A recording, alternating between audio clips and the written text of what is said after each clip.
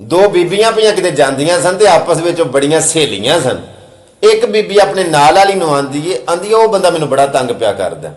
ये आंदी है तंग तेनूं की पिया करदा, वो ते तेरे अल वेंदा भी नहीं पिया। आंदी है इहो ही ते तंगी है कि वो मेरे अल वेंदा क्यों नहीं पिया। अज भी कई बंदे उस बीबी दे बच्चे ने कि जिन्हां नूं इग्नोर कर छड़ीए ना ते उन्हां नूं सब तो ज्यादा परेशानी ये हुंदी है कि सानूं तरजीह नहीं देंदा पिया, ये साडे अल वेंदा भी नहीं पिया।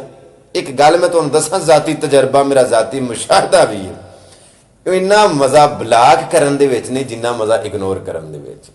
कोशिश करो कि किसी दे दिलों ना लविओ, क्योंकि जो बंदा किसी दे दिलों लै जांदा ना फिर भावें वो कसमां खावे ते भावें जहर खावे, अगले नूं कोई फर्क नहीं जे पैंदा।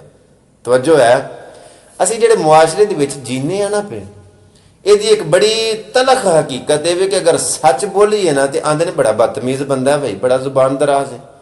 लेकिन अगर चुप रहिए ना, जुबान बंद रखिए, खामोश रहिए तो आंदे ने मुनाफिक है, मीना अंदरों मीसना।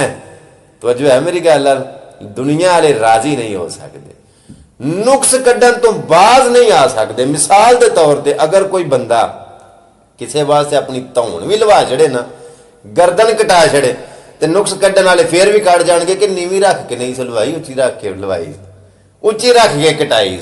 ये तो यार मरे बंदे चो नुक्स कट जाते हैं कि रूप ही आए, रूप तो आया ही कोई नहीं। इस वास्ते दुनिया वालों राजी करने के चक्कर दे विच ना पाओ। पता जे क्यों? अगर तुसी कोशिश करो ना कि एक वक्त विच सारे रिश्तेदार दोस्त हल्का अहबाब वाले सारे इकट्ठे करके एक पलड़े दे विच बिठा लो तो तुसी नहीं बिठा सकते। इन्हां दी मिसाल मैं मेंढक वाली देना, इन्हां दा डड्डूआं वाला हिसाब है कि तुसी एक नूं फड़ के बाहोगे ना तो दूजा छाल मार जाएगा, उन्होंने फड़ के बाहो तो दूजा छाल मार जाएगा, दूजे नूं फड़ के बाहो दूजा छाल मार जाएगा। यानी कि अगर तुसी कोशिश करो भी ना कि एक वक्त दे विच सारिआं नूं राजी रख लईए, एक वक्त दे विच सारे राजी नहीं रह सकते। इस वास्ते दुनिया नूं राजी करन दे चक्कर च ना पवो, दुनिया वाले राजी नहीं हो सकते। क्यों लोगों के म्यार के मुताबिक चलिया जाए? ये लोग फरिश्ता है, खुदा है या क्या है? क्यों इनके म्यार के मुताबिक खुद को उतारा जाए?